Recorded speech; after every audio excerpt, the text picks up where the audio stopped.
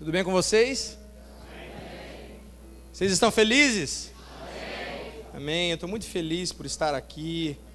É sempre bom conhecer uma nova parte da família dos que creem. A gente lá de Vitória vem pouco a Guarapari e é muito bom conhecer mais uma parte da família de Deus. Quero de imediato já honrar pela vida do meu amigo, querido pastor dessa comunidade, João Muniz, pelo convite, por toda a simplicidade, por todo o carinho que tem demonstrado para conosco e não só por aquilo que você representa para essa comunidade, mas também para a igreja na cidade. Enquanto a gente estava aqui no momento da adoração, o Senhor vinha transmitindo algumas coisas e eu queria dizer para a igreja, eu não sei se vocês já têm essa noção, igreja, mas o Senhor não deu a vida do pastor João Muniz apenas para vocês, amém? Amém. Vocês entendem isso? Sim. Eu vou repetir, Deus não deu, para vocês não serem egoístas, a vida do pastor e da sua esposa apenas para vocês. E isso implica numa série de coisas. Isso implica na necessidade de amadurecimento rápido de muitos aqui. Muitos aqui vão ser colocados em processos. Segura. Vão ser colocados em processos, vão ser esticados. Sabe por quê? Porque o Senhor quer preparar de maneira expressa um presbitério, um parapeito, sabe? Toda grande obra tem um parapeito, você já viu? Alguém já mexeu com obra civil aqui? Tem um parapeito, e parapeito serve para quê? Para segurança. Então o Senhor quer formar um parapeito para proporcionar segurança para as pessoas que aqui começarem a iniciarem a caminhada cristã, enquanto o pastor e sua esposa vão estar servindo a nação. Amém? Vocês creem nisso? Eu sei que muita gente já crê nisso, já entende isso. Então é uma palavra que eu queria deixar para a igreja. E vamos lá, eu estou muito feliz de estar aqui. Eu venho ensinar um pouco aqui da palavra de Deus. Eu sempre venho com encargo de ensino profético. E apesar do meu coração estar queimando aqui, meu coração na hora do louvor está igual o Nicolas aqui, rodopiando. Eu não estou muito preocupado se a reunião dessa noite vai ser bombástica, se a gente vai sair daqui com o coração fervendo, se a gente vai sair daqui pipocando, se quem faz isso é o Espírito Santo. Se Ele quiser fazer bem, é gostoso, é bom, é uma delícia. Amém? Mas a minha preocupação aqui nessa noite é se nós vamos sair daqui entendendo aquilo que o Senhor está requerendo de nós para esse tempo, para essa estação. E não só isso, mas o principal é como nós vamos nos movimentar a partir de agora, de acordo com esse entendimento que vem sendo construído desde o início dessa conferência. Amém? Porque a palavra de Deus diz em Eclesiastes capítulo 8, versículo 6, todos conhecem, que para todo propósito de Deus há um tempo e há um modo. Diga comigo, tempo, modo. Eu acredito que para cada tempo, para cada estação, Deus tem uma porção do seu conhecimento. E isso vai se permeando sobre gerações. Para cada templo tem uma maneira de se movimentar, então a gente precisa discernir e entender qual é a maneira que nós precisamos nos movimentar neste tempo. Amém?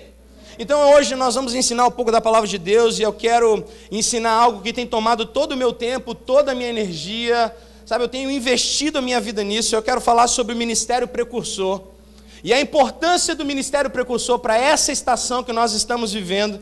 E para isso vocês precisam saber o que é o ministério precursor. Eu sei que já foi iniciado aqui nessa conferência, por que ele existe, onde ele começou e quais são as implicações do ministério precursor nas nossas vidas. Amém? Podemos começar? Vocês estão animados? Estão com vontade de ir embora? Graças a Deus. Então, querido, antes de começar a falar a respeito do ministério precursor, eu gostaria de falar a respeito da liturgia do céu. Eu gostaria de introduzir essa mensagem falando a respeito da liturgia do céu, porque tudo começa lá, na sala do trono. Amém? Céu, sabe céu? O céu, você precisa entender uma coisa, o céu não é um lugar fictício. O céu não é um ventinho, o céu não é uma fumacinha, onde tem espíritos voando e pessoas com roupa de batismo branca, não. O céu é um lugar real, existe um trono e existe um ser humano assentado nesse trono, a primícia da ressurreição. Aleluia! E existe algo acontecendo agora no céu, escute, que se nós, aqui na terra, nos unirmos àquilo que está acontecendo lá, o Senhor vai liberar a sua poderosa justiça sobre a terra. Vou repetir. Existe algo acontecendo agora, na sala do trono, dia e noite, noite e dia, sem cessar, que se nós aqui na terra nos unirmos àquilo que está acontecendo no céu, algo grande e terrível, poderoso e violento irá se desencadear sobre a terra. Quantos me entendem? Digam sim. O que a gente precisa entender nessa noite é que existe um mecanismo divino, escute, existe um mecanismo divino por detrás de todas as manifestações, de toda a liberação redentiva de Deus na terra, e tudo isso é resultado daquilo que se inicia na sala do trono. Vocês captaram o que eu disse? Eu vou falar de novo. Existe um mecanismo divino por detrás de toda a manifestação de Deus na terra, que é resultado daquilo que começa na sala do trono. Então nós vamos ver agora, abra sua Bíblia em Apocalipse, no capítulo 4, no versículo 2. Nós vamos folhear as Escrituras nessa noite. Apocalipse capítulo 4, versículo 2. Que chique, gente. Eu ganhei balinha aqui. Vou ter que reformular o conceito, todo o conceito de recepção, de integração, de acolhimento lá da Juntos por Ti. Meu Deus. Estamos aprendendo. Abriram Apocalipse capítulo 4, versículo 2? Vamos começar então. Versículo 2.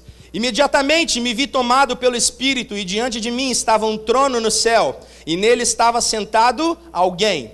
Aquele que estava sentado no trono era de aspecto semelhante a jaspe e sardônio, um arco-íris parecendo uma esmeralda circundava o trono.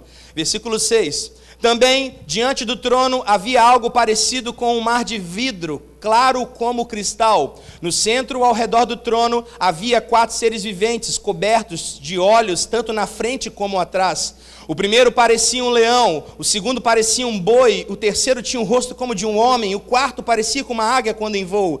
Versículo 8, cada um deles tinha 6 asas e era cheio de olhos, tanto ao redor como por debaixo das asas. Dia e noite repetem sem cessar, Santo, Santo, Santo é o Senhor, o Deus Todo-Poderoso, aquele que era, que é e que há de vir.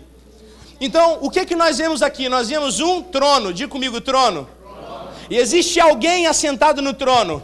E em torno desse trono existem 4 seres viventes. E a Bíblia diz que esses seres viventes, eles são cheios de olhos em volta e debaixo das asas. E esses olhos estão fixados naquele que está assentado no trono. E quando eles o veem, quando eles o contemplam, logo eles o proclamam, dizendo: Santo, Santo, Santo, aquele que era, aquele que é e aquele que há de vir. Diga comigo, a contemplação, mais forte, a contemplação gera a proclamação. Guarde isso. Versículo 9. Toda vez que os seres viventes dão glória, honra e graças àquele que está sentado no trono e que vive para todo sempre, os 24 anciãos, diga comigo, segundo grupo, se prostram diante daquele que está assentado no trono e adoram aquele que vive para todo sempre. Eles lançam as suas coroas diante do trono e dizem: Tu, Senhor e Deus nosso, és digno de receber a glória, a honra e o poder, porque criaste todas as coisas e por tua vontade elas existem e foram criadas. Então veja, a proclamação dos 4 seres viventes faz com que o segundo grupo, os 24 anciãos, voltem os seus olhos para aquele que está no trono. Quando eles olham, eles se prostram e o contemplam. À medida que o contemplam, eles o proclamam, dizendo: Tu és digno de honra, de glória e poder. Diga, a contemplação gera proclamação. Continuando, 13 e 14. Uma sequência está se desenvolvendo. Depois ouvi todas as criaturas existentes no céu, na terra, e debaixo da terra e no mar. Não, antes, Apocalipse 5, versículo 8 e 12. Apocalipse 5, do versículo 8 ao 12. Ao recebê-lo, os 4 seres viventes e os 24 anciãos prostraram-se diante do Cordeiro. Cada um deles tinha uma harpa e taças de ouro cheias de incenso, que são as orações dos... E eles cantavam um cântico novo: Tu és digno de receber o livro e de abrir os seus selos, pois foste morto, e com o teu sangue compraste para Deus homens de toda tribo, língua, povo e nação. Tu os constituíste reino e sacerdotes para o nosso Deus, e eles reinarão sobre a terra. Então olhei e ouvi a voz de muitos anjos, milhares e milhares e milhões de milhões. Eles rodeavam o trono, bem como os seres viventes e os anciãos, e cantavam em alta voz: Digno é o Cordeiro que foi morto de receber poder, riqueza, sabedoria, força, honra, glória e louvor. Então perceba, querido, uma sequência se formando. Os 4 seres viventes. Quando vem aquele que está sentado no trono, essa proclamação faz com que os 24 anciãos retornem os seus olhos para aquele que está sentado no trono, e à medida que o contemplam, a proclamação dos 24 seres viventes agora faz com que uma multidão de anjos voltem os seus olhos para aquele que está sentado no trono, e à medida que o contemplam, uma sequência está se formando. Vamos ver essa sequência, continuidade, versículo 13 e 14. Depois ouvi todas as criaturas existentes no céu, na terra, diga comigo, terra. E debaixo da terra e no mar, e tudo que neles há, que diziam: aquele que está sentado no trono e ao Cordeiro, seja o louvor, a honra, glória, poder para todo sempre. Perceba o efeito cascata que está acontecendo? Aquele que está assentado no trono, que faz com que os 4 seres viventes o contemplem e o proclamem, faz com que os 24 anciãos redobrem os seus olhos para aquele que está assentado no trono, à medida que o contemplam, também o proclamam, que faz com que uma multidão de anjos o contemplem e também o proclamam, que faz com que tudo que há no céu, na terra, debaixo da terra ou no mar, voltem os seus olhos para aquele que está assentado no trono, e à medida que o contemplam,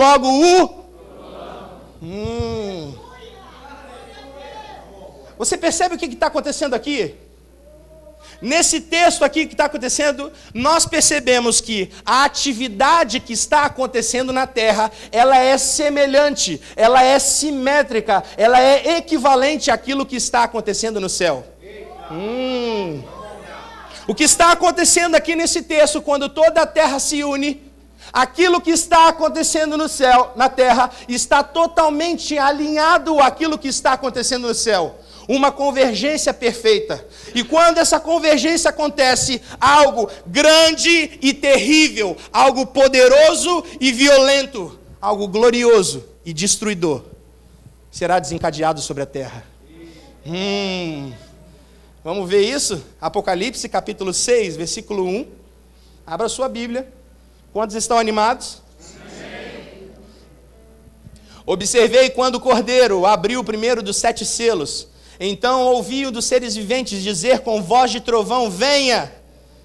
Versículo 17. Pois chegou o grande dia da sua ira, e quem poderá suportar? Ou seja, escute. Quando há um alinhamento perfeito da terra com o céu, isto é, quando aquilo que nós estamos realizando na terra é equivalente àquilo que está sendo realizado no céu, é simétrico, é semelhante a um poderoso liberar da justiça de Deus na terra.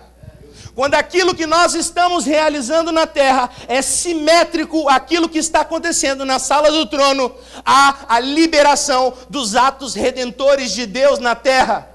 Com qual objetivo? Libertar o seu povo e restaurar todas as coisas. Meu Deus do céu. Quantos estão entendendo? Vamos parar por aqui ou querem continuar? Capítulo 8. Capítulo 8, versículo 3 a versículo 6. Ainda na liturgia do céu. Outro anjo que trazia o incensário de ouro aproximou-se e se colocou de pé junto ao altar. A ele foi dado muito incenso para oferecer com as orações de todos os sobre o altar de ouro diante do trono. E da mão do anjo subiu diante de Deus a fumaça do incenso juntamente com as orações dos. Então o anjo pegou o incensário, encheu com o fogo do altar e lançou sobre a terra, e houve trovões, vozes, relâmpagos e um terremoto. Então, os 7 anjos que tinham as 7 trombetas prepararam-se para tocá-las. O que nós vemos nesse texto? Nós vemos um anjo, diga comigo anjo. E esse anjo está portando algo. Ele está portando uma taça, um incensário. E dentro dessa taça, ele está juntando algumas coisas. O que ele está juntando aí nas Escrituras? Ele está juntando as orações de quem? As orações dos... À medida que ele enche essas taças com as nossas orações, essas orações vão transbordando, subindo até as narinas de Deus. E quando as nossas orações chegam às narinas de Deus, o próprio Pai está autorizando a liberação dos atos redentores na terra. Ele pega a taça, enche a taça com o fogo do altar, lança vozes, relâmpagos, trovões, e autoriza os anjos, 7 anjos, tocarem 7 trombetas. 1ª, 2ª, 3ª, 4ª, 5ª, 6ª, 7ª trombeta. Apocalipse capítulo 11, versículo 15. Os reinos deste mundo se tornaram do nosso Mashiach. Está falando o seguinte, está falando que nós, quando nós enchermos as taças com as orações dos santos, o Senhor vai liberar um desencadear das trombetas, atos redentores. 1ª, 2ª, 5ª, 6ª, 7ª. Na 7ª trombeta, os anjos cantam: os reinos deste mundo se tornaram do nosso Deus, e Ele reinará eternamente sobre a terra. Aleluia! Uau! Meu Deus! Meu Deus! Agora eu te pergunto, escute. Qual foi o ponto de partida para o liberar das trombetas? Qual é o ponto de partida para o liberar das trombetas, para a liberação dos atos redentores de Deus na terra, que vai culminar na revelação do próprio Cristo? Vocês já sabem qual é? As orações dos santos. Então escute uma coisa: os atos redentores de Deus sobre a terra, que culminam na sua própria vinda, na sua própria revelação, todos eles se iniciam em parceria com o homem, quando esse homem está no seu lugar de oração, no seu lugar de intercessão. Quantos me entendem? Digam sim. Então entenda uma coisa, querido: a dinâmica dos eventos do fim, elas vão se desencadear, elas vão acontecer quando a igreja estiver no pleno exercício do seu sacerdócio. E como que o trabalho sacerdotal se inicia? Escute, como que o trabalho sacerdotal se inicia? Da mesma maneira que se inicia na sala do trono, a partir da revelação de Jesus Cristo. À medida que eu contemplo, eu fico fascinado pela beleza de Cristo. À medida que eu contemplo a sua face, eu me apaixono pela sua beleza, pela sua formosura, pela sua sabedoria. E quanto mais fascinado eu fico por Ele, quanto mais eu o contemplo, logo eu o... Quanto mais eu o contemplo, logo eu o...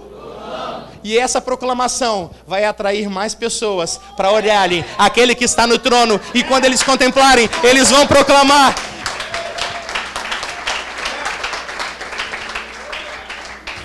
E quando essa proclamação de todos os santos estiver dia e noite, noite e dia, sem cessar, as taças vão se encher, as narinas de Deus vão sentir a fragrância da oração, que vai liberar o desencadear dos atos redentores de Deus na terra, que culminarão na revelação do próprio Mashiach e na restauração de todas as coisas.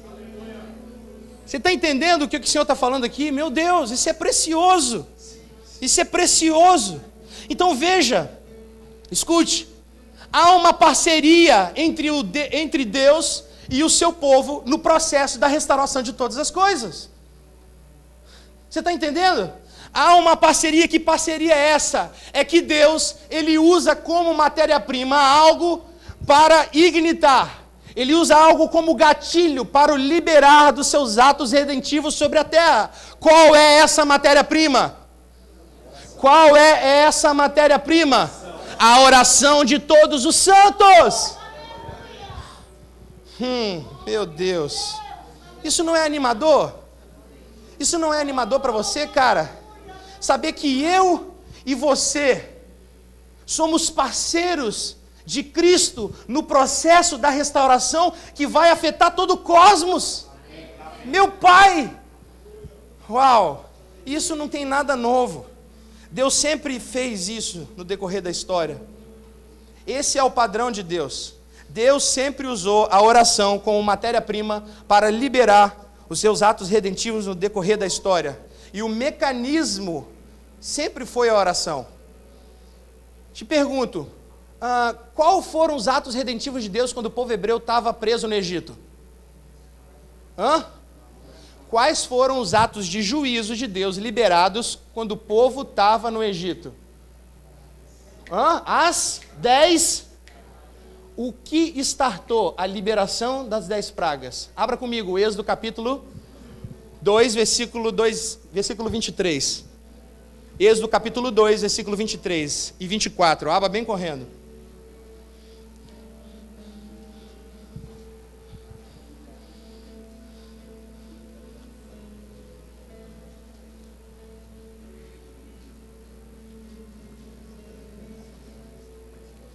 Cara, eu estou sentindo algo. O presente de Deus está aqui. Libera tudo. Meu Deus, meu Deus, meu Deus, meu Deus, meu Deus. Aquilo que estava só apenas sobre a geração dela, aquela sede pela oração, isso vai se desdobrar aqui nessa noite para os jovens, para as crianças. Você sabe o que o Senhor está fazendo aqui nessa noite? O Senhor falou isso conosco. Ele está derrubando uma muralha, unindo duas gerações. Pais se convertendo a filhos, filhos se convertendo aos pais. Ai, ai, ai. Deus está dando entendimento para essa geração. Há uma porção. Isso não é motivo de vanglória para nós, não. Deus está liberando uma porção para essa geração. Mas nós só saberemos como aplicar essa revelação quando nós nos submetermos à geração que nos antecedeu. Não é motivo de vanglória. Nós vamos entender algumas coisas que eles não entenderam. Mas o nosso trabalho é nos submeter a essa geração que calejou seus joelhos pelas nossas vidas. E é por isso que nós estamos aqui. Aleluia! Aleluia!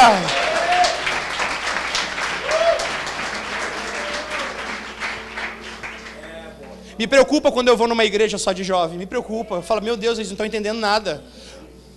Me preocupa quando eu vejo uma igreja só de anciãos, de pessoas maduras. A gente está vivendo um tempo de convergência, um tempo de alinhamento. O Senhor está unindo gerações. Deus vai pegar pessoas, vai esticar aqui nessa noite, vai esticar. Jovens vão ser submetidos a processos onde vocês vão ter que entender rápido e saber aplicar aquilo que o Senhor está falando para esse tempo. Meu Deus do céu. Deus está liberando pessoas da Babilônia aqui nessa noite. Só que não adianta só sair da Babilônia se a gente não ir para Jerusalém. E no caminho de Jerusalém vai ter chuva, vai ter tempestade, vai ter frio, vai ter granizo. E a única forma de nós nos movimentarmos é Esdras 3, capítulo 1. E ajuntou-se o povo em Jerusalém como um só homem. Diga comigo, um só homem.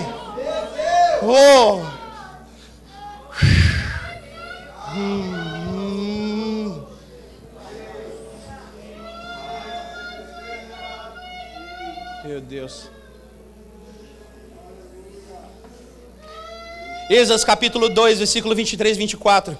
E aconteceu depois de muitos dias, que morrendo o rei do Egito, os filhos de Israel suspiraram por causa da servidão, e clamaram, diga comigo, clamaram. E o seu clamor subiu a Deus por causa da sua servidão.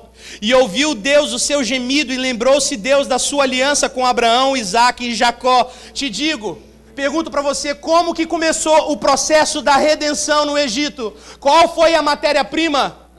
Oração, clamor, dia e noite.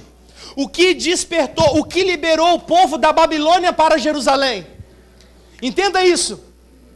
Qual foi a matéria-prima, como gatilho, que liberou o povo que estava preso na Babilônia e transportou para Jerusalém? Havia um cara chamado Daniel. Esse homem estava na Babilônia há cerca de 70 anos, aproximando aos 70 anos.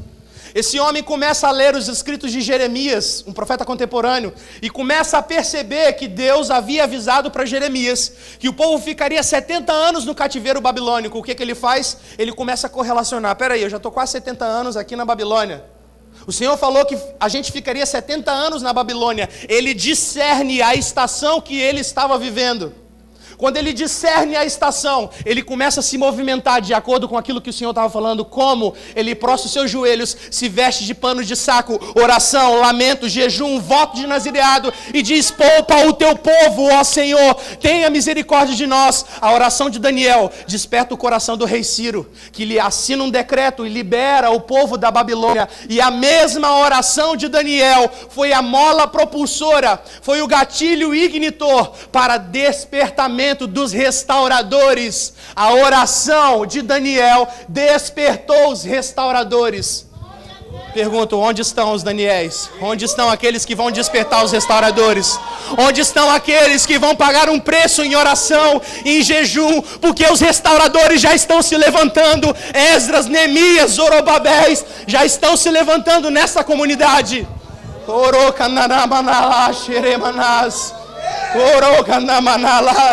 Os restauradores, é tempo dos restauradores, é tempo dos restauradores.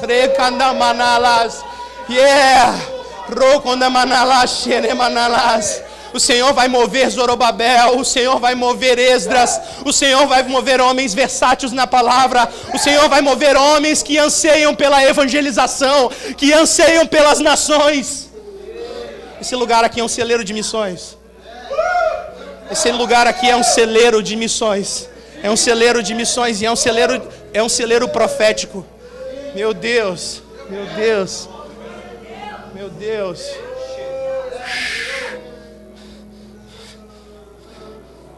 Pilares estão sendo restaurados nessa noite. O que liberou, qual foi o gatilho da liberação de Neemias pelo rei Artaxerxes para Jerusalém? O cara fica 4 meses orando, jejuando, pagando um preço. Oração. Você está entendendo o que o Senhor está requerendo de nós? Qual foi o contexto que Samuel nasce? Quem foi Samuel? Um profeta que unge o rei Davi, o protótipo do reino messiânico. Quem foi Samuel? Um cara que nasceu quando havia uma mãe que estava dentro do templo chorando. Uma mãe que estava dentro do templo pagando preço pela sua geração. Deus vai honrar. Deus vai honrar as suas orações, mãe. Seu filho não está aqui, mas eu falo nessa noite. O seu filho vai voltar para a casa de Deus. Ei, Ana. Já prepare a túnica nova, porque o seu filho está voltando para casa. E o Espírito está dizendo que ele está indo lá agora.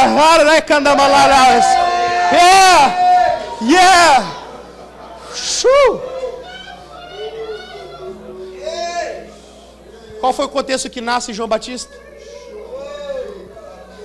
Meu Deus. Qual o contexto em que nasce João Batista? Um contexto de um pai que estava queimando dentro do templo, levantando incenso dentro do templo. Ei, pai, não desista. Não desista. Um contexto de uma mãe que estava levantando incenso dentro do templo. Qual foi o contexto que precedeu o derramamento do Espírito Santo em Atos 2? Atos capítulo 1, versículo 14. E todos perseveravam unanimemente em oração. Qual será o contexto que precederá o maior e mais poderoso avivamento dos últimos dias, que vai culminar na vinda do Mashiach? A oração de todos os santos. Oh! Aleluia! Aleluia! Vamos voltar aqui. Eu preciso ensinar algumas coisas, meu Deus do céu.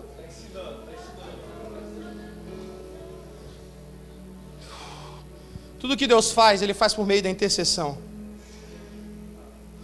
Deus se move aqui na terra por meio do ofício sacerdotal. E no fim dos tempos isso não vai ser diferente. Entenda uma coisa, o sacerdócio é o meio pelo qual Deus libera os seus atos de justiça na terra. O que é justiça? Justiça do original hebraico, de Sitek. Retidão, ordem. Justiça é ordem. Deus vai colocar em ordem todas as coisas, não é o Temer. Não é. O Lula também nunca faria. Não é. Quem vai fazer vai ser o Mashiach. Yeshua. E o meio pelo qual ele liberará a sua justiça sobre a terra é por meio do sacerdócio. Diga comigo, o sacerdócio. O sacerdócio é o meio pelo qual Deus liberará a sua justiça sobre a terra. Então, o exercício do sacerdócio é o meio pelo qual Deus manifesta a sua glória sobre a terra, o seu fogo sobre a terra. E eu te pergunto, quantos querem a glória de Deus? Quantos querem o fogo de Deus sobre a terra?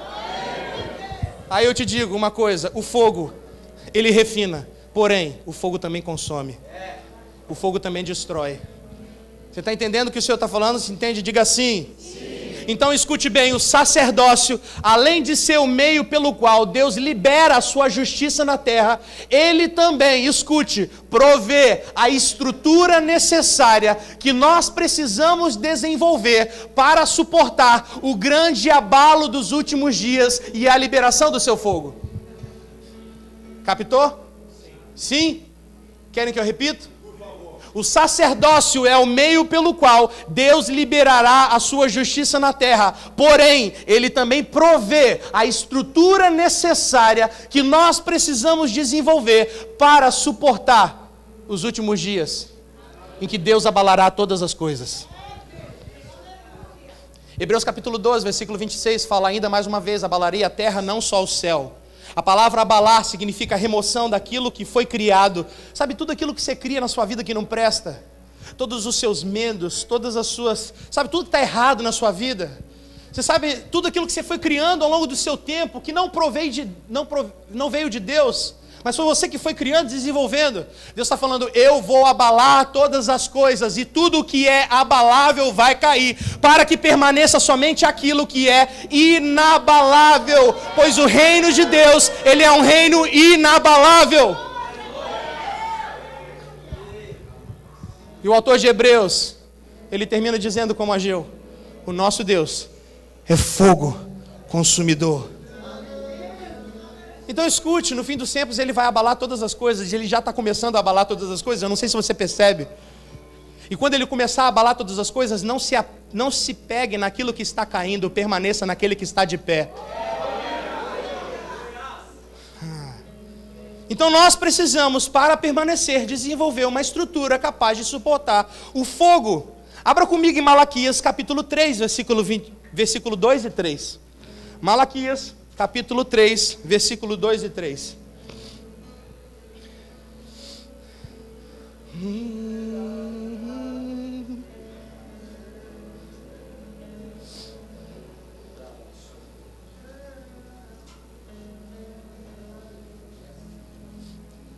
Tua humildade colocou jardim em mim. Se eu... Vamos? Em troca do amor eu falharia. Vamos juntos. Pois o amor nem se merece, o amor se ganha, de graça o recebe. Quantos querem? Eu quero conhecer Jesus, eu quero conhecer Jesus. Começa a glorificar o nome que é sobre todo nome. Quero conhecer Jesus, eu quero conhecer Jesus.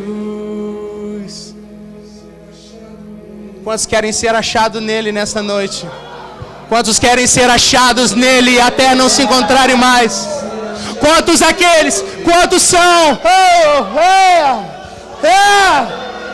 Quantos querem entrar tanto em Deus até sumirem como Enoque? Quantos querem entrar tanto em Deus até desaparecer? Aleluia!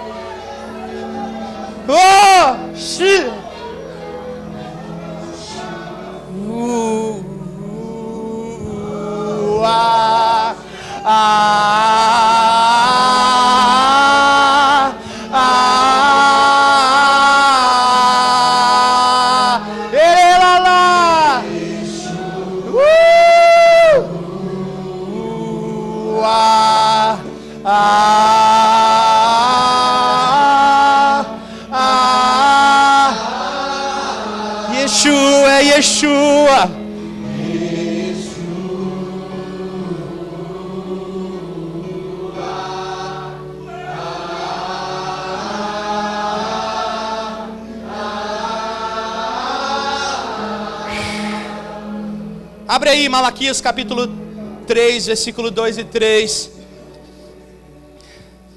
Eu sei que a nossa vontade é sair voando, mas eu sei que nós precisamos construir algo aqui.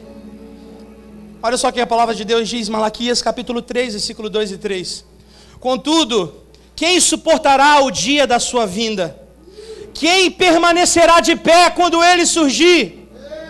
Pois ele será como o fogo de ourives e como o sabão do lavandeiro. Versículo 18. Então voltareis e vereis a diferença entre o justo e o ímpio, entre o que serve a Deus e aquele que não serve. Olha só o que Malaquias está dizendo. O profeta Malaquias está dizendo que no processo de vinda de Yeshua, quando ele intentar liberar os atos redentores sobre a terra, vai se levantar uma provação tão grande, uma tribulação tão grande, que a Bíblia ilustra da seguinte maneira: será como fogo de ourives e sabão do lavandeiro. Diga comigo, fogo de ourives, sabão do lavandeiro.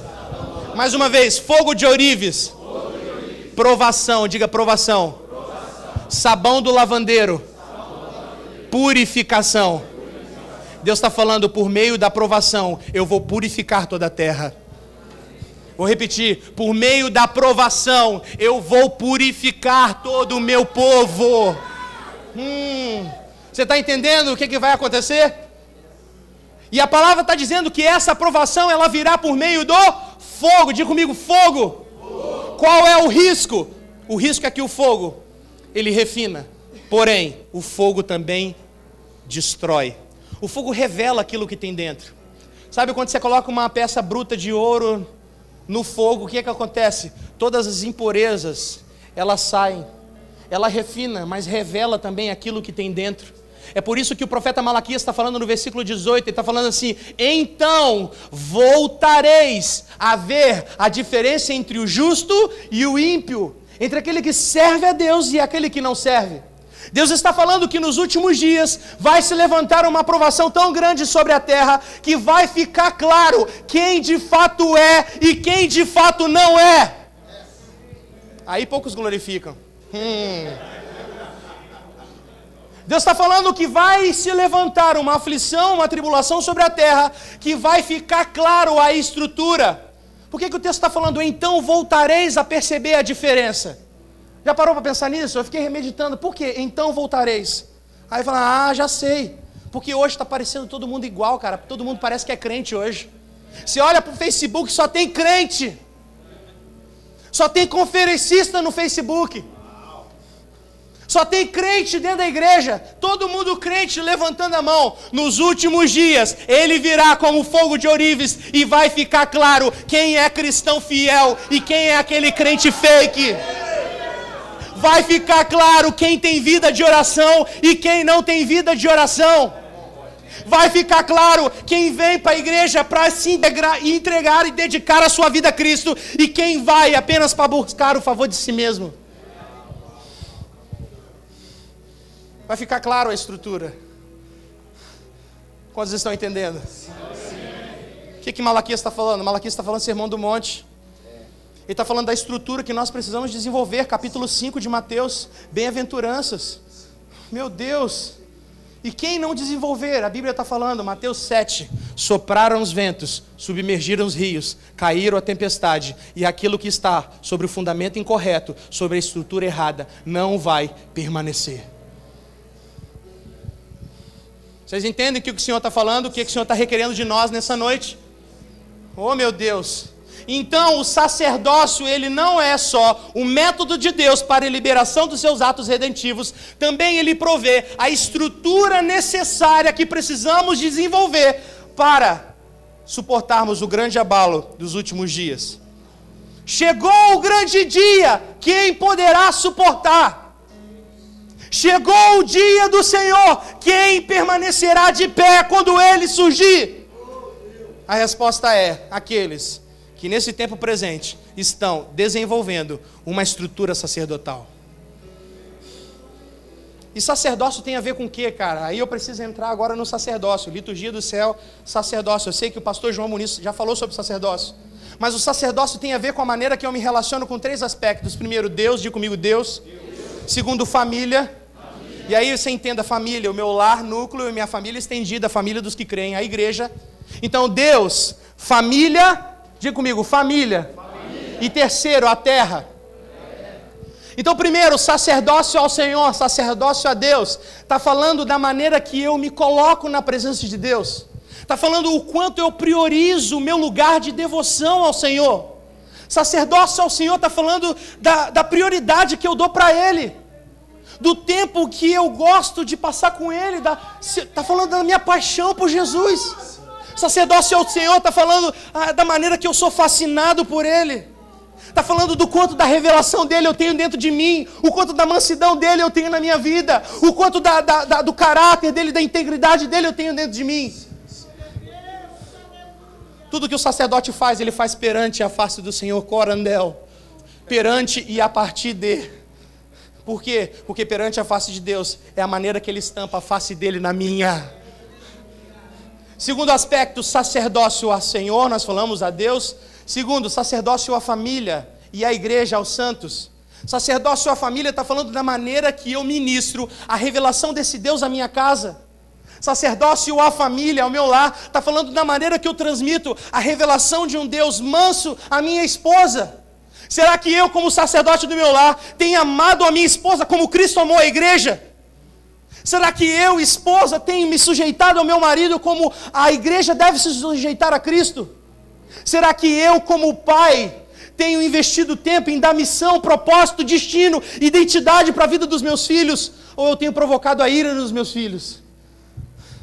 Quantos estão entendendo? Agora é a hora que a gente fica quieto. Por quê? Porque agora é a hora que Deus vai começar a mexer na nossa estrutura. Quanto tempo eu tenho investido nisso daqui? Porque isso daqui é sacerdócio à família, sacerdócio aos santos. Quanto tempo eu tenho investido a minha vida em estar com os meus irmãos? Será que nós temos desenvolvido um estilo de vida que Paulo fala em Filipenses no capítulo 2, desenvolvendo entranháveis afetos? Você sabe o que são entranháveis afetos? Eu vou chamar aqui meu ator, porque tem um ator magro e tem um ator mais gordinho. Vem cá, que combina mais comigo. Entranháveis afetos. Você sabe o que Deus quer fazer com você nessa noite? Entranháveis afetos. Eu abrir minha barriga, pegar minhas entranhas e colocar dentro da dele. Não sei se cabe. Mas é também ele abrir a barriga dele, pegar as entranhas dele e colocar dentro da minha. Logo, nós temos entranháveis afetos. Nós nos tornamos um. O Senhor está falando quanto tempo nós temos investido, tanto como família, como igreja, em nos tornarmos um em Cristo. Porque quando nos tornarmos um, a glória dele será revelada sobre a terra.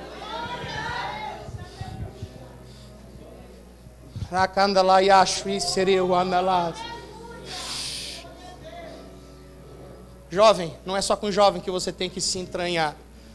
Não é só com jovem que você tem que amar. Os anciãos estão esperando pelo seu beijo, pelo seu abraço. Primeira coisa que eu fiz, eu não conheço essa senhora, mas eu lembrei muito da minha avó Anita.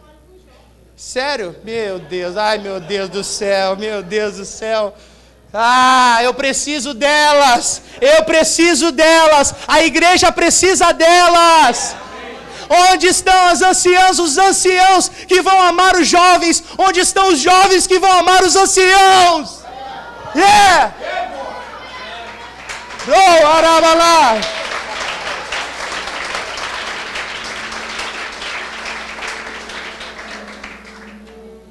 Então o sacerdote é aquele que ministra diante de Deus. E a partir dessa revelação de quem é Deus, agora ele ministra a revelação de Deus para a sua casa. Desenvolvendo uma família sacerdotal, entregando uma missão para essa família.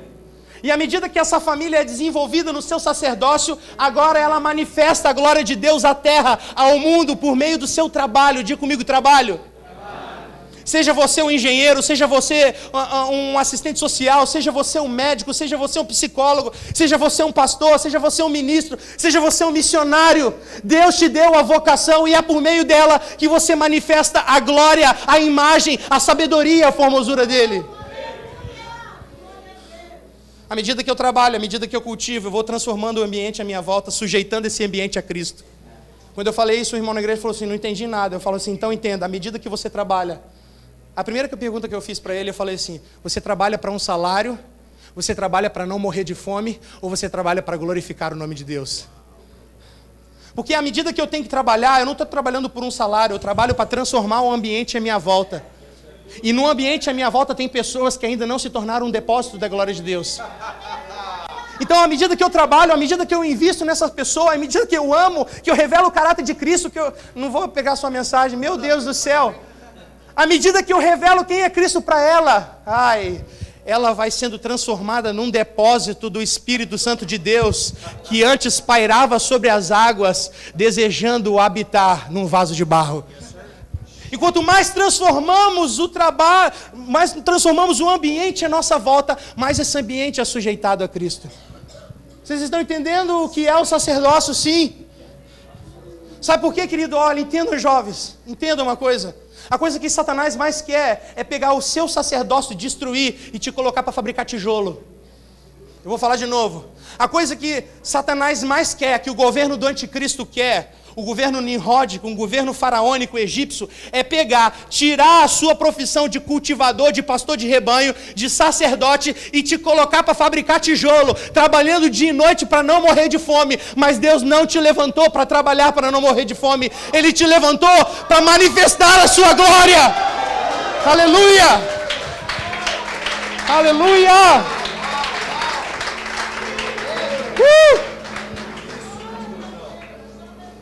Meu Deus, meu Deus. E como é que começa o sacerdócio? Começa a partir da revelação de quem Ele é. Todos os dias de manhã, diariamente, Pai, eu dedico a minha vida a Ti, aleluia. A partir da devoção diária, diga comigo, diária. Porque não era assim o sacerdócio de Adão? O Senhor não se encontrava com Adão todos os dias, não tinha uma hora e um lugar marcado? Qual era o lugar? Era o jardim. E qual era o horário? Fim do dia e o início do novo dia. Todo o início de um dia, Adão se apresentava perante a face de Deus e carregava da revelação de Deus. À medida que ele carregava-se da revelação de Deus, ele saía para cumprir a vontade de Deus. E no fim do dia, ele voltava entregando todos os louvores da criação e a primícia do seu trabalho. Você está entendendo? Está entendendo? Quando você entender isso, o missionário não vai ficar precisando mais meia hora para você dar uma oferta. Você já vai entender. Você já vai entender que a sua missão sacerdotal é entregar todos os louvores da criação, é devolver a Ele toda a primícia do seu trabalho. Aleluia! Então, o sacerdote é alguém que está entre Deus e a criação. O sacerdote é alguém que está entre Deus e o homem, entre céus e terra. À medida que ele se abastece da revelação de Deus, ele ministra essa revelação por meio daquilo que ele encarna. Vocês estão entendendo o que eu estou falando? À medida que ele se abastece da revelação de um Deus manso, ele ministra às pessoas um Deus manso, amando o próximo, manifestando a humildade, manifestando a misericórdia. Entenda, querido, meu Deus, esse é o ofício que garantia a harmonia do homem com Deus e do homem com a criação. Quando o homem trabalhava na criação, cultivando e guardando a criação, olhava para Adão e não via Adão, via a própria imagem do Deus vivo. Oh, aleluia, aleluia. Esse é o ciclo sacerdotal. O homem fazia tudo e ele girava a partir de um eixo. Tudo que ele fazia era se encontrando com esse eixo e a partir desse eixo. Ele girava em torno desse eixo. Ok? Eixo, devoção a Deus. O grande problema é que em Gênesis 3, o homem é deslocado de um eixo e passa a girar em torno de outro eixo. Romanos capítulo 1, versículo 21 fala que o homem passou a adorar e a servir as coisas criadas, ao invés de seu Deus. Mesmo tendo conhecimento de Deus, não mais glorificou ao Senhor. Então entenda, escute, o homem que girava em torno de Deus, que fazia tudo a partir de um lugar em Deus, agora ele passa a girar em torno de outro eixo. Que eixo? As coisas que quem cria? Ele mesmo. O homem sai de um eixo chamado Deus e passa a girar em torno dele mesmo. Porque o que é adorar as coisas criadas? É a materialização do culto a mim mesmo. Vocês estão entendendo? Idolatria. Então o homem, ao invés de devoção a Deus, ele se torna um homem hedonista, que visa prazer, que visa satisfazer os seus próprios desejos. Quando o homem chega e ele come do fruto da árvore do conhecimento do bem e do mal, ele está dizendo uma mensagem para Deus. Ele está dizendo: Deus, eu não quero mais depender de você para decidir aquilo que é bom e aquilo que é mal para mim. Senhor, eu não quero mais... Senhor, não. Ei, Deus, eu não quero mais que você decida. Eu quero decidir a partir de agora aquilo que é bom e aquilo que é mal para mim, usurpando a autoridade de Deus. E aí torna um homem hedonista. E o hedonismo o leva para a idolatria. Vocês estão entendendo o que o Senhor está falando? Então toda vez que você quer decidir por você mesmo, deliberar sobre alguma coisa da sua vida, sem ser norteado pela palavra de Deus, nós estamos usurpando da autoridade de Deus. Idolatria. O homem passou a adorar e a servir as coisas que ele mesmo cria. Então no lugar da devoção surge a idolatria. Diga comigo: idolatria. Hedonismo. O homem que olhava para Deus passa a olhar para si mesmo. E aí isso implica num segundo desencadeamento. Veja bem, quando o homem deixa de olhar para Deus para olhar para si mesmo, há uma segunda implicação. O homem tinha a missão de cultivar e guardar a sua companhia. Quando ele deixa de olhar para Deus e olha para si mesmo, ele deixa de olhar para o próximo, para sua esposa. E agora, aquela que deveria ser a sua auxiliadora, aquela que ele deveria amar, agora é aquela que ele culpa. Agora é aquela que ele odeia. Comeste deste fruto, Adão. O que Adão fala? Foi esse traste que tu me deste. Senhor, se o Senhor tivesse me dado outra mulher, eu seria um obreiro na sua casa. Já ouviu essa? Eu acho que eu casei com a pessoa errada. Eu quero ser feliz. Culto a si mesmo. Toda vez que o homem tira o seu olhar de Deus e olha para si mesmo, ele para de olhar para o próximo. Isso muda todo o conceito de família. Quer ver? Quantas mulheres Deus deu para Adão? Vamos lá. Quantas? Qual era o nome? Agora abre aí, Gênesis capítulo 4, versículo 19. Gênesis capítulo 4, versículo 19. Você vai ver o que aconteceu na terceira geração de Adão.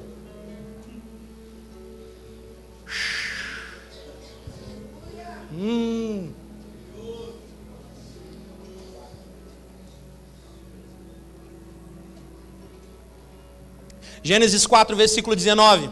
Lameque tomou uma mulher. É isso que está na sua Bíblia? Lameque tomou uma, se chamava Ada e a outra se chamava... Por que duas? Por que duas? Porque uma era para procriação e outra era para quê? Prazer a si mesmo. Hedonismo. Para que eu quero me relacionar sexualmente com uma mulher cheirando gorfado de criança, se eu posso ter uma novinha com cheiro de Victoria's Secret? Por que eu preciso ter uma relação com uma mulher velha, se eu posso ter uma novinha turbinada com Dolce & Gabbana? Quando o homem tira o olhar de Deus e tira o olhar do próximo, entra dentro de casa a imoralidade sexual. Diga comigo: imoralidade sexual. E a imoralidade sexual implica em quebra de aliança.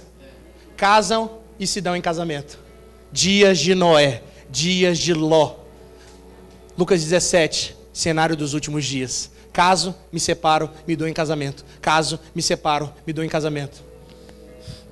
Vocês estão entendendo? Que começou lá atrás. Primeiro princípio era devoção, transformado em idolatria, hedonismo. Segundo, no lugar de desenvolvimento de uma família missional, agora tem imoralidade sexual e quebra de aliança, que implica na terceira perversão sacerdotal. Qual é a terceira perversão sacerdotal? O homem que deveria cultivar e guardar a terra, manifestando Deus a toda a criação, agora ele começa a ser um explorador e derramamento de sangue. O que Caim faz com Abel? Caim mata Abel, derramando sangue inocente na terra, cultura de exploração, usurpação e derramamento de sangue inocente. Agora escute, 3 perversões: idolatria, diga comigo, idolatria. Imoralidade sexual, derramamento de sangue inocente. O que é isso? São as 3 transgressões descritas nas Escrituras. E o profeta Ezequiel, no capítulo 14, versículo 21, fala que para essas 3 transgressões, Deus libera os seus 4 maus juízos sobre a terra: fome, guerra, devastações da natureza, pestes e doenças. Aí eu vou te perguntar, vamos lá, nós temos visto o intensificar desse cenário nos últimos dias? Fome, vou repetir, diga comigo, fome. Guerra, devastações da natureza, pestes e doenças. Temos visto o intensificar disso, sim ou não? Sim. Temos visto a crise e a fome se alastrando no mundo nesses últimos anos? Sim. Temos ouvido de guerra e rumores de guerra? Sim. Gente, pelo amor de Deus, a Primeira Guerra Mundial foi em 1914, a Segunda em 1945, 67 Guerra dos 6 anos, e de lá para cá o mundo não para de ter guerra. Os economistas falam que a situação está tão caótica, tão volátil, que uma guerra ela vai colocar toda a economia em ordem. Temos ouvido sobre rumores, sobre guerra. Temos visto devastações da natureza, sim ou não? Sim. Se você pegar o gráfico de terremoto ao longo dos últimos 500 anos, você vai ver que os últimos 50 anos teve mais terremoto do que os últimos 500 anos. A curva é exponencial. Temos visto o intensificar de pestes? Sim. Chikungunya, zika vírus, febre amarela, ebola. Que mais? Dengue. Está se intensificando. As dores de parto, as contrações estão diminuindo de intervalos e aumentando em intensidade. E tudo isso está acontecendo por quê? Por quê? Por causa da corrupção sacerdotal. Corrupção sacerdotal. E a gente vê essa corrupção se permeando ao longo de toda a história. Abra aí comigo, você vai ver comigo 2 Reis, capítulo 7. 2 Reis, capítulo 17, versículo 21. 2 Reis, vocês estão aí? Amém. Vocês estão animados? Amém. Aleluia. Aleluia, aleluia. O Senhor tem falado aqui nessa noite: eu estou derramando cura na vida de muitos corações aqui. Eu estou libertando, sabe, eu estou destravando pessoas aqui. Eu vou habilitar pessoas em seu sacerdócio. Aleluia. 2 Reis, capítulo 17, versículo 21. Você vai ver como a perversão sacerdotal atrai a ira de Deus. Esse cenário que vamos ler é o cenário que antecedeu a divisão do reino. Capítulo 17. O reino de Israel foi dividido em 2 reinos, reino do norte e reino do sul. Vamos ver o reino do norte. Ele, com efeito, havia separado Israel da casa de Davi. E Israel tinha proclamado Jeroboão, filho de Nebate, como rei. Jeroboão afastou Israel da devoção ao Senhor e os induziu a cometer grande... Primeiro aspecto da corrupção sacerdotal: afastamento da devoção ao Senhor, a perda do lugar diário, do encontro diário com Deus. Quantos me entendem? Primeira perversão sacerdotal vai desencadear na segunda. Abra comigo, volte aí, versículo 16. Versículo 16 diz assim: rejeitaram todos os mandamentos de Yahvé, o seu Deus, e edificaram para si 2 ídolos de metal na forma de bezerros, e um poste sagrado de Azerá. Inclinaram-se em adoração perante todos os exércitos celestiais e prestaram culto a Baal. Escute, o que entra no lugar da devoção a Deus? Surge a idolatria. Quando surge a idolatria se desencadeia na segunda perversão sacerdotal, a imoralidade. Vamos ver isso? Qual é o nome da deusa que eles estão adorando? Você sabe quem é a deusa Azerá? A deusa Azerá é uma deusa cananeia, conhecida como a deusa da sexualidade, da fertilidade. No culto a Azerá e a Baal, os sacerdotes e as sacerdotisas obrigavam os fiéis a terem relações sexuais com os sacerdotes. Logo, se plantava uma semente de imoralidade sexual no meio da família. Quando há imoralidade, há quebra de aliança. Segunda perversão sacerdotal, imoralidade sexual. Diga comigo, imoralidade sexual.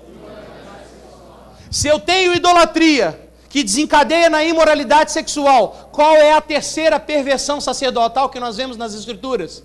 Vamos ler no versículo 17. Diz bem assim: fizeram passar pelo fogo seus próprios filhos e filhas, praticaram a adivinhação e a feitiçaria e venderam-se para fazer mal diante dos olhos do Senhor, provocando a sua terceira perversão sacerdotal da estrutura sacerdotal, derramamento de sangue. Diga comigo, derramamento de sangue. Você sabe o que os pais faziam aqui com seus filhos? Lançavam seus filhos nas fogueiras. Literalmente, pegavam os seus bebês, as suas crianças, e lançavam nas fogueiras, trazendo para os dias de hoje aborto, abandono, violência infantil, semente da orfandade na vida dos nossos filhos. Você está entendendo? Está falando de um cenário onde os pais estão entregando seus filhos a Satanás. Está falando de um tempo onde os pais estão entregando seus filhos nas clínicas de aborto. Meu Deus, cara! Você sabe o que está entendendo? O que está falando aqui? O texto termina dizendo: e provocavam a ira do Senhor. Eles faziam isso consciente. E você vai ter a consciência nesse momento. Você sabe o que o Senhor está falando? Ele está falando aqui que toda vez que você se afasta da devoção a Deus, toda vez que você afasta do seu lugar diário de dedicação a Ele, nós estamos contribuindo para o aumento da imoralidade sexual no mundo. Toda vez que nós estamos nos afastando do relacionamento diário com o Pai, nós estamos colocando um pé na imoralidade.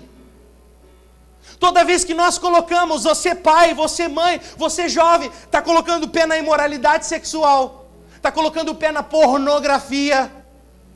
Toda vez que você se masturba, você está contribuindo, cooperando, para que mais sangue inocente seja derramado sobre a terra.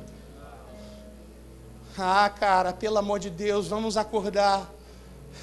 O problema não é só nosso, afeta algo muito maior do que nós. Você sabe quantas crianças são assassinadas nas clínicas de aborto ano após ano no mundo? 50 milhões de crianças são entregues ano após ano nas fogueiras. Sabe quantas dessas crianças são entregues nas clínicas de aborto no Brasil? Um pouco mais de 1 milhão de crianças, todos os anos entregue nas fogueiras das clínicas de aborto. Todos os anos. Mas quem se importa com isso? Quem se importa com isso? Nós temos irmãos de Curitiba que começaram a ser acordados com o grito das crianças, com o grito dos órfãos. Mas quem se importa com isso? Vamos continuar fazendo os nossos cultinhos. Vamos continuar brincando de casinha. Vamos continuar fazendo nossas... Eu não estou falando porque aqui a gente está em conferência, o pastor sabe muito bem. Vamos continuar fazendo nossas conferências, vamos continuar fazendo nossos seminários, vamos continuar construindo as nossas redes apostólicas, colocando um papo vice-querubim sobre o topo, vamos! Meu Deus, vamos continuar vindo para a igreja em favor de nós mesmos, e não em dedicação ao Senhor. Quem se importa com esse sangue que está sendo derramado? Quem se importa com esse genocídio silencioso? Jesus está falando, eu me importo. O Senhor está falando para nós, eu me importo. Eu me importo.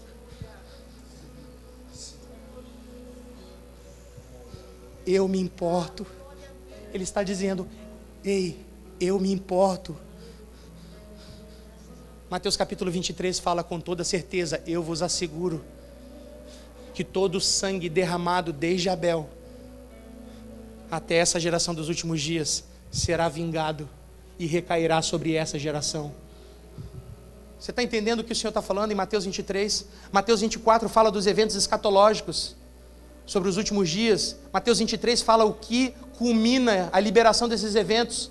O Senhor está falando: eu vos asseguro, todo o sangue inocente derramado sobre a terra vai ser lembrado. Todas as 50 milhões de crianças que estão tendo seu sangue derramado ano após ano, na nação e no mundo, serão lembradas. Sabe, queridos, quem aqui tem 70 anos? Tem alguém aqui com 70 anos? Tem aqui um irmão aqui. Apesar de a Bíblia falar que a geração ela varia aí de 40 em 40 anos, todos nós aqui estamos no mesmo tempo, na mesma estação, sim ou não? E há 70 anos atrás, o mundo viu o maior holocausto de todos os tempos, o holocausto nazista. 6 milhões de judeus foram mortos, brutalmente assassinados, e o seu sangue foi derramado sobre a terra. Deixa eu te falar uma coisa: esse sangue ainda não foi vingado pelo Senhor, e tudo isso recairá sobre essa geração. Você está entendendo isso? Por que eu estou falando isso, cara? Por que eu estou falando isso? Para mostrar para vocês que nós estamos no ápice da perversão sacerdotal. Nós estamos vivendo um tempo em que a sociedade está atingindo o seu ápice da malignidade. Agora não se preocupe, se alerte, mas não se preocupe, porque em tempos de densas trevas, a igreja brilhará como nunca antes na história da humanidade. Sabe o que Deus vai fazer? Deus vai começar a levantar jovens aqui nessa noite. Deus vai começar a levantar homens e mulheres desejosos pela presença de Deus. Aleluia! Homens que se importam com a agenda de Deus, que se importam com o coração de Deus, que carregam dentro de si o peso do coração de Deus. Mas se você estudar a história das sociedades, você vai ver que a nossa sociedade, a nossa estação está vivendo à beira da corrupção. Como que você sabe, pastor? É que toda vez que você olhar a história das sociedades, você vai ver que o nível mais alto da corrupção de uma sociedade é o derramamento de sangue. Aí eu te pergunto, quem está olhando para aquilo que está acontecendo no Rio de Janeiro? Cara, eu estou no Rio de Janeiro toda semana, e toda semana tem uma notícia de uma criança de 6, 7 anos de idade, inocente, que está morrendo brutalmente assassinada nas escolas, nas ruas.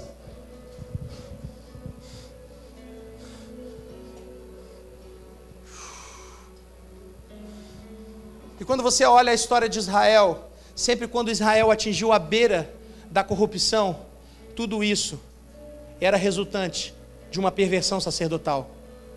Toda vez que você olhar a história de Israel, a história de Israel beirando a corrupção, isso tudo era fruto de uma casa que estava corrompida, de um sacerdócio que não era mais relevante, de um sacerdócio que não tinha mais influência, que não tinha mais impacto, um sacerdócio que mal conseguia trazer uma pessoa para a presença de Deus.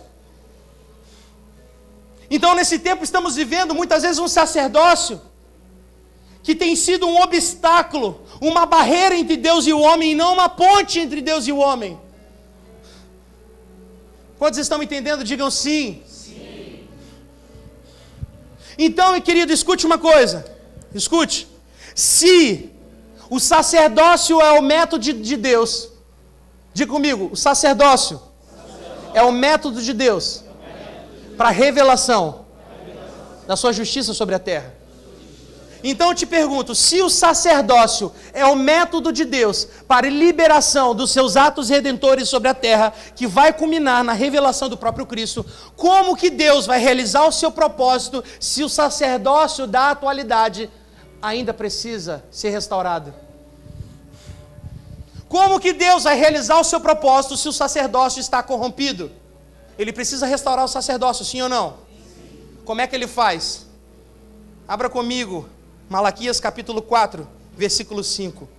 Malaquias capítulo 4, versículo 5.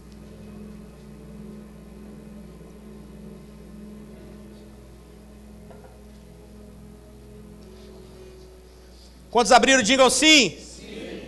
Diz bem assim: eis que eu enviarei o profeta Elias Antes que, diga comigo, antes que, mais forte, antes que venha o grande e terrível dia do Senhor.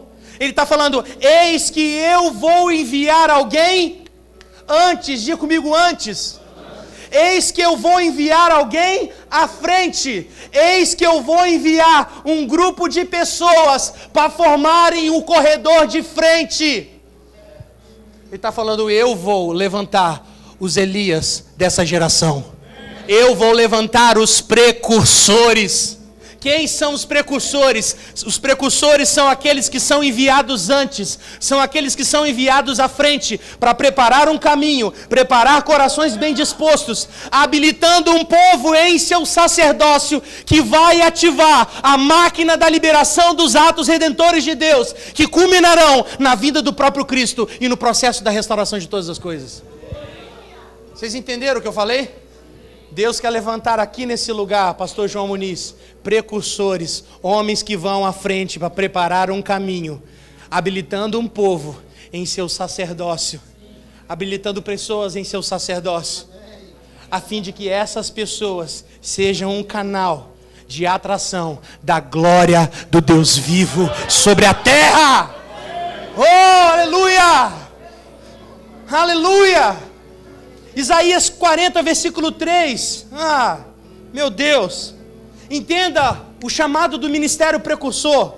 Se o sacerdócio é o método de Deus, para Deus revelar a sua justiça sobre a terra, o ministério precursor é o método que Deus usa para denunciar um sacerdócio corrompido e levantar uma nova realidade sacerdotal.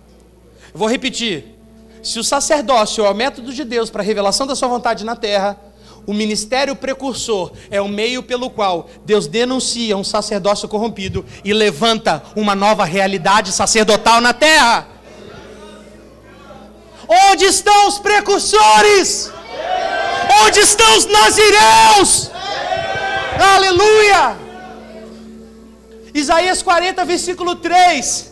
Voz do que clama no deserto, preparai caminho do Senhor, endireitai vereda ao nosso Deus, e a glória do Senhor se manifestará, e toda a carne o verá. Oh!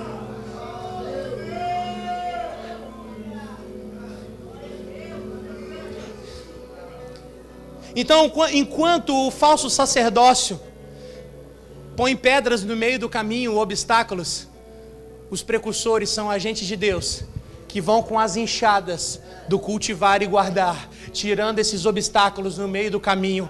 Quais são as ferramentas sacerdotais? Oração, jejum, proclamação, vida de consagração, renúncia. E à medida que tiram as pedras do caminho, preparam uma pista de pouso reta. Para quê? Para que a glória do Mashiach seja revelada sobre a terra.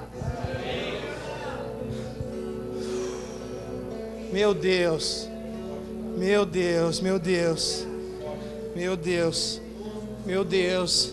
Precursores estão sendo levantados nessa noite. Precursores. Sabe quem que Deus vai levantar nessa noite? Deus vai começar a levantar as Esther. As Esther vão ser levantadas. As moças vão ser levantadas. Foi você que chegou aqui e dobrou seus joelhos ali, não foi? Meu Deus do céu, meu Deus do céu. Caramba. Sua filha, meu Deus. Meu Deus. Meu Deus. Fica aqui, fica aqui, fica aqui. Eu quero que vocês estendam a sua mão. Qual é o seu nome? Rebeca. Eu vou embora, começa a pregar, vai, tchau. Meu Deus, meu Deus. Essa menina nunca vai se esquecer do dia de hoje. Ei, Rebeca, as nações te esperam.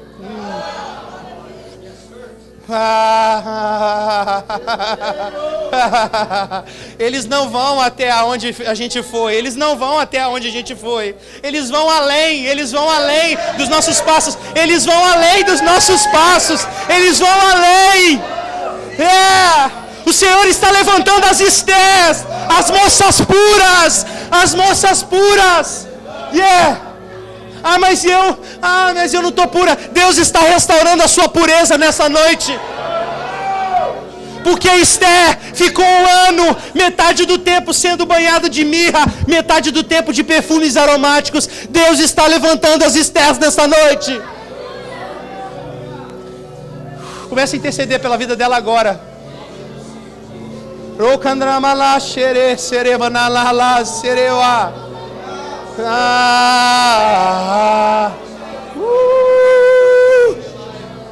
Sabe por que Deus te trouxe aqui?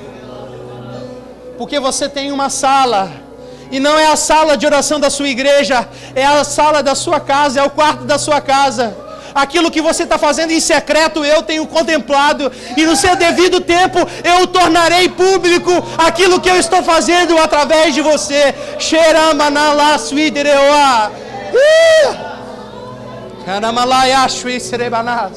Estés se apresentarão perante o rei. Esté serão apresentadas perante o rei. Aleluia, aleluia, aleluia, aleluia. Essa menina vai ser investida em cursos. Essa igreja vai levantar aqui. Pastor João não vai precisar falar nada. Essa igreja vai levantar essa menina e vai capacitá-la. Vai capacitá-la. Meu Pai.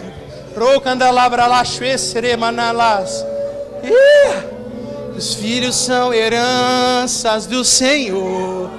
Os filhos são heranças do Senhor. Eles vão além dos nossos pés, dos nossos pés, dos nossos pés.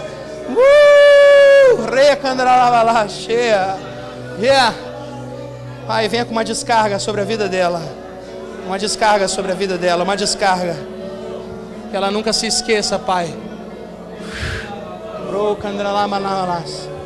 Onde essa menina passar, Pai, que ela possa exalar o seu perfume. Cheira manalás.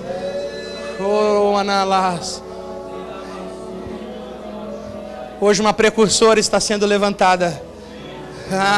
O Senhor está levantando os nazireus. O Senhor está levantando os nazireus. O Senhor está levantando aqueles que vão se purificar, jejuar, orar, consagrar a sua vida, desejar ver o coração de Deus bater, saltar, pular. Uou!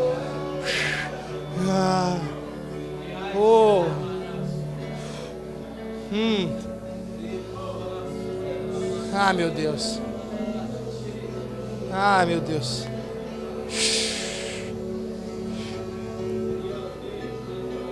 Meu Deus.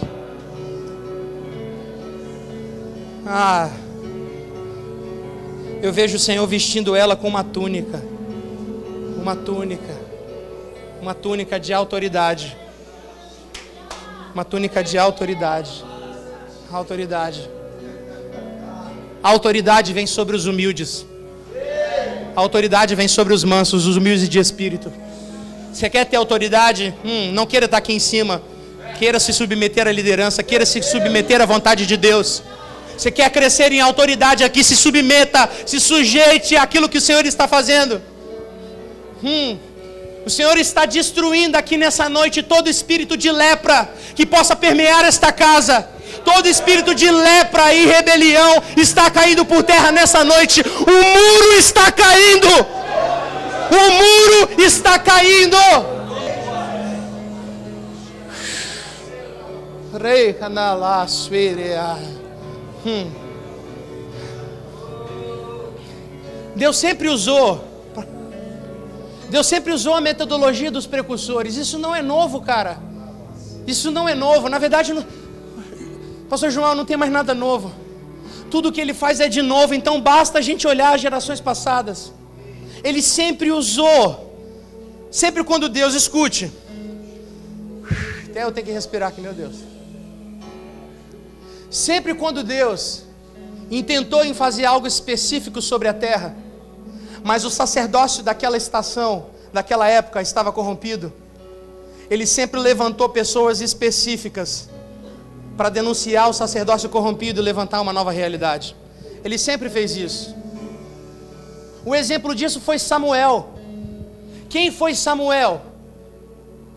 um cara que nasceu num contexto de corrupção. O sacerdócio daquela época estava totalmente corrompido. Escute, a gente está perto de terminar. O sacerdócio estava corrompido naquela época. Eli, a Bíblia diz que Eli já estava velho, já estava cansado, já estava cego. E quando eu deixo de contemplar ao Senhor, eu deixo de se eu não o contemplo, logo eu não o... É por isso que a palavra de Deus diz em 1 Samuel, no capítulo 3, que as visões eram raras, a palavra era rara e as visões não eram frequentes. Por que a palavra era rara? Porque as visões não eram frequentes. E o sacerdócio que não contempla, não proclama. Se não proclama, o povo se... Primeiro item da perversão sacerdotal nessa época, afastamento da contemplação, da devoção a Deus. Diga comigo, perda da devoção a Deus. E vocês sabem que a perda da devoção a Deus leva o homem para a segunda perversão sacerdotal. Qual é? Agora vocês já sabem, peraí. Seus filhos, Ófine e Finéias, se prostituíam, profanavam, usurpavam perante o altar. O sacerdote Eli, já velho, cansado, não sabe corrigir os seus filhos da maneira que tinha que corrigir. Os seus filhos não se arrependem, em consequência, os dois morrem em campo de batalha.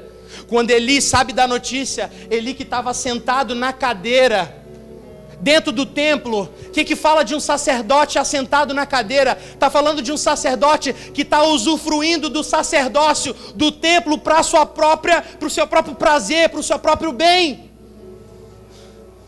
E quando ele sabe da notícia da morte dos seus filhos, ele cai e morre, quebra o pescoço. Quando a sua nora, que estava grávida, sabe da notícia da morte do seu marido, do seu cunhado e do seu sogro, ela tem um parto espontâneo, o menino nasce, ela cai e morre, derramando sangue inocente sobre a terra. Terceiro item da perversão sacerdotal, derramamento de sangue inocente. É repetitivo. Idolatria, imoralidade, derramamento de sangue, isso atrai maldição sobre a terra. E qual a principal maldição que um povo pode ter? O afastamento da glória de Deus.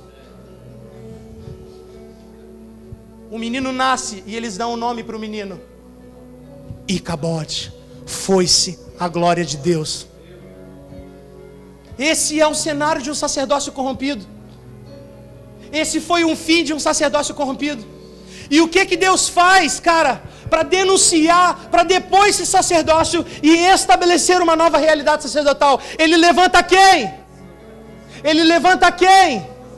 Quem foi Samuel? Um cara que, por meio do seu estilo de vida de devoção, oração, jejum, renúncia radical, esse cara rompe com uma surdez profética. Você está entendendo? Numa época em que ninguém estava ouvindo uma voz do Senhor, o menino Samuel ouve a voz do Senhor. Por quê? Porque o seu estilo de vida de devoção rompe uma surdez profética de anos. Você está entendendo o que Deus está falando? Quantos aqui querem entender o que Deus está falando nesses dias para a sua vida? Quantos querem entender o que Deus está falando para a sua vida? Seu destino, seu propósito. Mergulhe numa vida de devoção a Deus.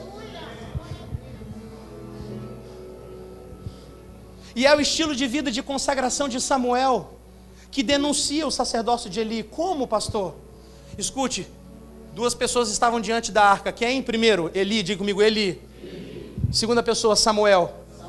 Sabe como Samuel denuncia o sacerdócio corrompido de Eli? É que Samuel eleva o padrão de justiça, eleva o padrão de santidade. Quando alguém, diante da presença, eleva o padrão de pureza, aquela pessoa que está oferecendo fogo estranho é destruída perante o altar. Quando alguém eleva a justiça, Deus libera o seu juízo para destruir aquilo que está torto. Quantos estão entendendo o que o Senhor está falando nesse momento? Quem é que denunciou o sacerdócio corrompido de Eli? Samuel. Por quê? Porque Deus trabalha em parceria com o homem. À medida que Samuel elevou o padrão de justiça, elevou o padrão de santidade e pureza, ele deu legalidade para Deus corrigir aquilo que estava torto perante o altar. Deus sempre trabalhou em parceria com o homem. A palavra de Deus diz em Hebreus capítulo 11, versículo 7, que Noé condenou o mundo. Você sabia que Noé condenou o mundo? Eu achava, meu Deus, mas não foi Deus que condenou o mundo, foi Noé. Você sabe como é que Noé condenou o mundo? Na época que ninguém estava ouvindo nada da palavra de Deus. Vamos lá, fazer uma ilustração. Talvez vocês já ouviram. Tem algum CDF aqui? Alguém que só tira nota 10? Não? Meu Deus do céu. Tem, mas não está aqui nesse manifesto. Hã?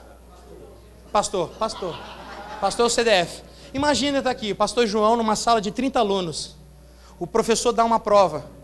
Os 29 alunos tiram nota 3. 2. Alguém se identifica com isso? Meu Deus. Revelação. E o pastor João Muniz tira nota 10. Aí os 29 vão correndo para o professor e falam assim, pelo amor de Deus, professor, não dá. Você vai ter que dar uma prova substitutiva, não reprova a gente, você não pode condenar a gente. Você tem que dar um trabalho extra para dar um ponto, somar e a gente passar ali no 7. O que o professor fala?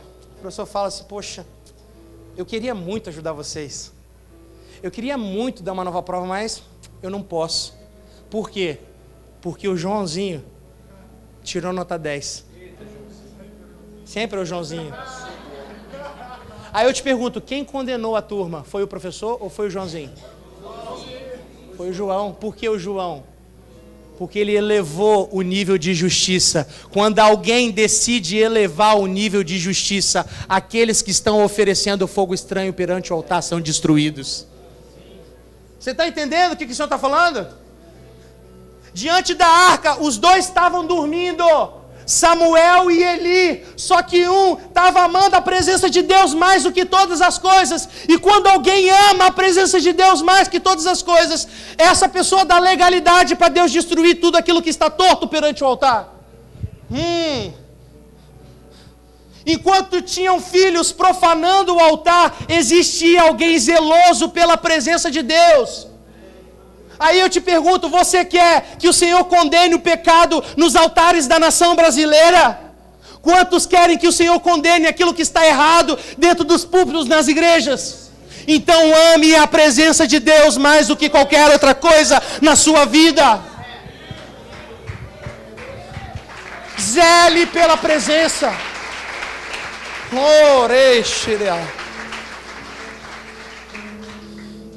Sabe, cara, porque entenda uma coisa, o juízo de Deus, a correção, a denúncia do sacerdócio corrompido não vai vir por meio das nossas provocações na internet.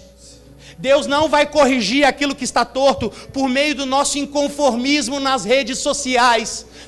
Não é esse tipo de inconformados que o Senhor quer. Deus quer levantar aqueles que estão inconformados com sua própria vida e elevam o padrão de pureza, o padrão de santidade. Deus quer homens zelosos.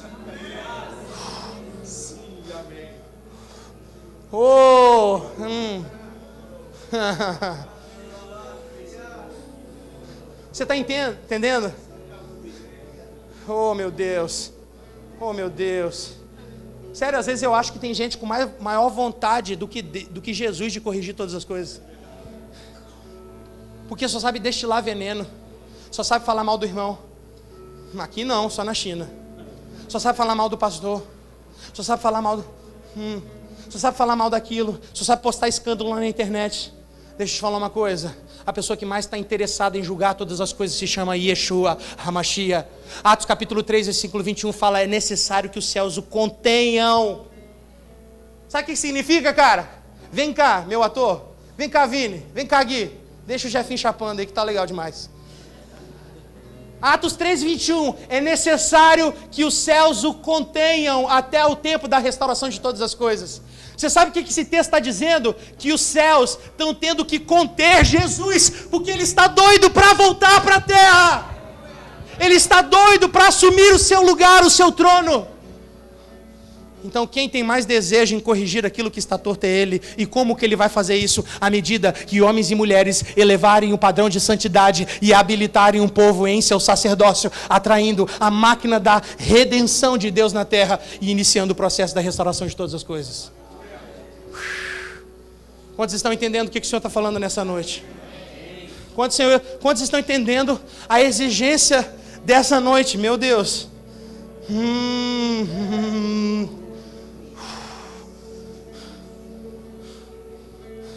Sabe o que eu tenho visto dia após dia? Eu tenho visto jovens dando tudo de si. Eu tenho visto homens e mulheres dando de toda a sua energia, de todo o seu tempo, de todos os seus recursos. Eu estou vendo jovens pagando o preço em devoção, e eu sei que tem aqui. Eu sei que tem jovens abrindo mão de tudo para proclamar o Evangelho. Jovens que estão dia após dia em oração, sala de oração, estão se doando ao Senhor. Entenda uma coisa, querido, quando tem gente dando tudo de si, quem dá pela metade não se sustenta. Pega essa. Em tempos onde tem gente dando tudo de si, quem dá pela metade morre. Lembra de Ananias e Safira? Pastor, mas nós estamos na época da graça. Vou te contar um casal então, Ananias e Safira. Qual foi o pecado deles? Venderam o apartamento deles, R$1 milhão, doaram 500 mil para a igreja. Você ficaria chateado se alguém te desse 500 mil, pastor, hoje? Por favor, em nome de Jesus. Eles retiveram parte que eles iam entregar para o Senhor. Doaram 500 mil para a igreja. Mas qual o problema? O problema é que passou antes alguém, Barnabé, vendeu tudo o que tinha, entregou aos pés dos apóstolos. Em tempo onde tem gente dando tudo, quem dá pela metade, assina o seu próprio atestado de óbito espiritual. Pega essa aí. Meu Deus, meu Deus. Meu Deus. Oh, aleluia. Aleluia. Aleluia. Glorifique aí, cara. Glorifique. Glorifique, glorifique, glorifique. Glorifique, glorifique. Glorifique. Yeah! Há fogo de Deus aqui nesse lugar. Há fogo de Deus. Há fogo de Deus aqui. Há fogo de Deus. Há fogo. E venha e permaneça teu reino.